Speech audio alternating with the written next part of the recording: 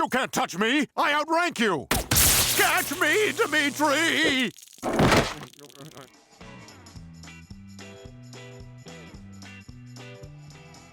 Number 10. Punched and restrained. There's no denying that Stan can be a prejudiced bonehead most of the time. When Francine acts as the surrogate mother for Greg and Terry's baby, he seemingly accepts them, only to steal their child to give her proper straight parents. Don't you worry, little girl. We're gonna find you a real home. He later steals a lesbian couple's children. Stan eventually returns all of the kids, having learned his lesson, expecting everyone to forgive him. Instead, Terry rightfully punches his lights out and puts a restraining order on him. So I'm gonna take a chance and let you guys raise your own child. Come on, give me a hug. You know you want to. Ah! Future episodes imply that the restraining order was lifted, but honestly, what did Stan think was going to happen? You can't commit child abductions based on intolerant intentions and expect everyone to laugh it off. You ever gonna drop the restraining order? No! She likes sugar in her coffee! Number 9. Abandoned by mommy and daddy-in-law. Stan has had enough of Francine's adoptive parents, Mama and Baba, deciding to find her birth parents. He's overjoyed to discover that the in-laws are everything he could have asked for. Well, this has been a great afternoon, Stan. But we should probably meet Francine. Who's that now? Our daughter?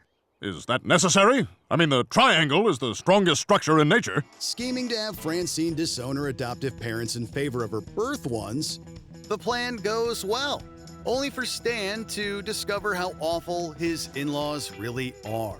A fire breaks out, and they completely abandon Stan, only for Baba to rescue him despite all the grief he caused them. Francine is our smart daughter. We never have to worry about her. Plus, she married okay. At the end of the day, Stan learns to accept Francine's adoptive parents, knowing how much they genuinely love their daughter, if only his own parenting skills were as strong. The Lings are your real parents. I was wrong, Francine. They're good people. They would do anything for your happiness. Number 8. Like geeky father, like geeky son. For too long, Stan was convinced that his son Steve was born to be an athlete. One fateful day, Stan learns the horrible truth. Steve is a total nerd.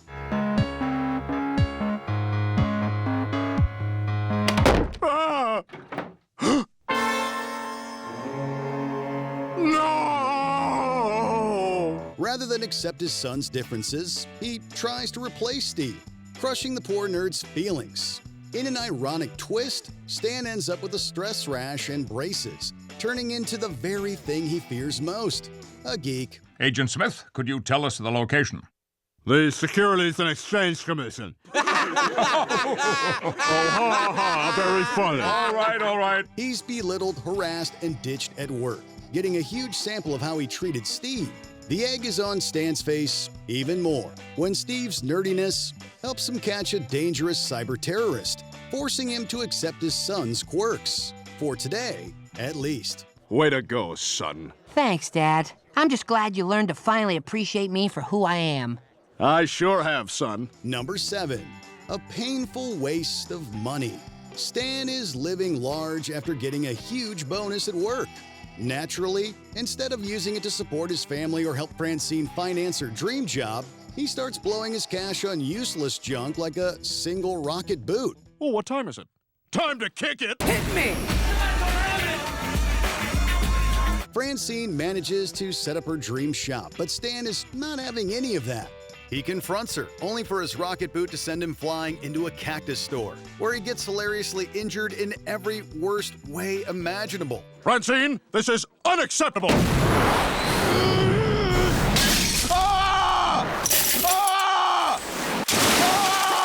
While we don't see the actual injuries, Stan's screams of pain are enough to put a smile on our faces. This all could have been avoided if he were a supportive husband instead of a materialistic doofus. Here's your $5,000 back.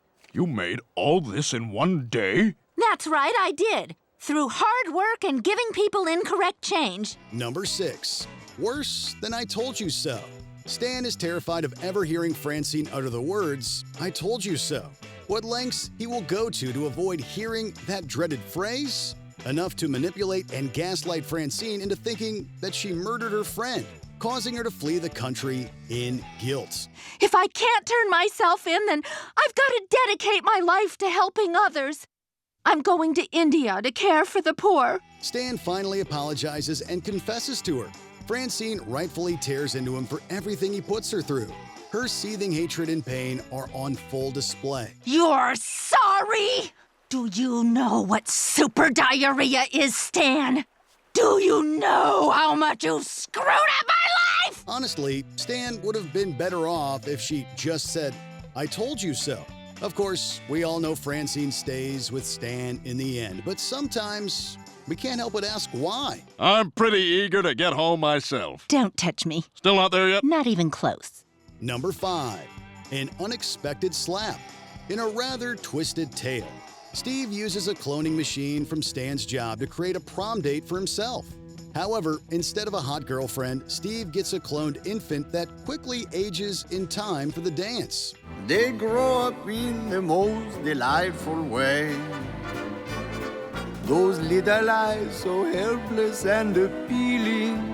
By now, Steve sees her more like a daughter than a date, but Stan can't resist commenting on how hot the clone turned out. So Steve slaps him right on the jaw. Didn't think you had it in you, but seriously, sick trim, bro. Steve usually worships Stan and isn't one for violence. This was extremely unexpected, but definitely satisfying given Stan's crass comments. Stan ends up killing the clones to save his job, but it's comforting to know that Steve can stand up to his father sometimes. What am I supposed to do now? You're gonna have to be strong, Steve. Be a man and move on with your life. Darren! Number 4, a harsh lesson in humility. The Smiths have just put together a lovely Christmas night. It's not enough for Stan the perfectionist. He takes his family out to the wilderness in search of a better Christmas tree, only to perish by said tree. Perfect amount of blood filling lungs. Wait, no, it's too much. Trapped in limbo, Stan desperately tries to bargain his way back to his family, to the point where he literally has God himself at gunpoint. Reluctantly, Stan accepts that he doesn't know best, and God rewards him for his humility by returning him to Earth, after shooting him in the head. But Stan, don't you ever pull a gun on me again! You can't point a gun at the big man upstairs and not expect some form of punishments. But at least Stan learned to appreciate his family's efforts a little more. It's perfect. Everything's perfect. You think so? I couldn't have done it better myself. Merry Christmas! Number 3, Klaus's long overdue payback. Of all the members in the Smith household, Klaus probably has it the worst. Not only did he lose his humanity, but he can bend over backwards to keep the house in order, and Stan still treats him as a two-bit goldfish. Wow, they don't treat you well. No wonder you're pissed at them. After some encouragement from Dick, one of Stan's disgruntled co-workers, Klaus finally takes a stand and takes over the house, having Stan arrested for trespassing. They're here for you. But it's my house! Not according to maritime law, it isn't. Considering how often he's been disrespected throughout the show, Klaus's rebellion was inevitable. Unfortunately, the only reason he finally pulled it off was because Dick tricked him into it, wanting revenge after Stan got him fired. Stan really needs to work on not making so many enemies. You burned down the house! Yes, but what I learned is it's not about the house. It's the people who make a home. Number 2, Daddy's Little Killer.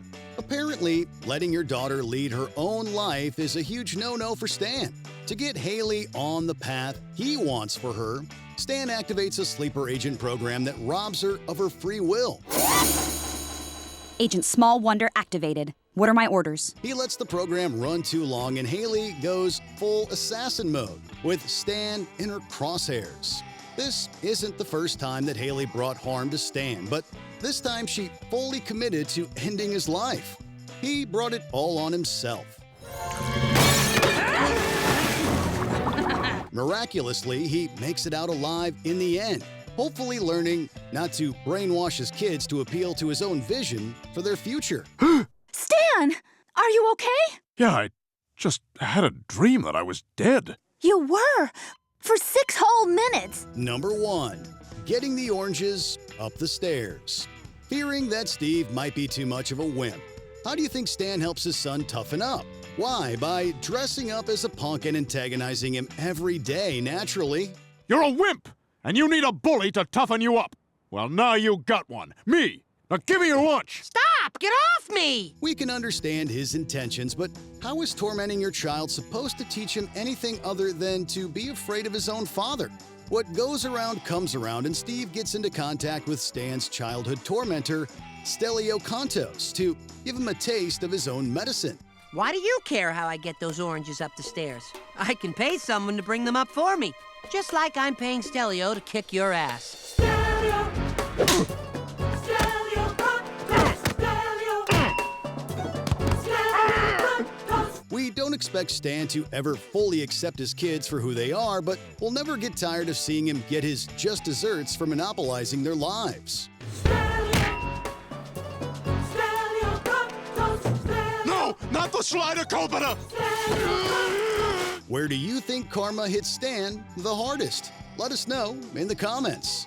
He pushed me in the pool.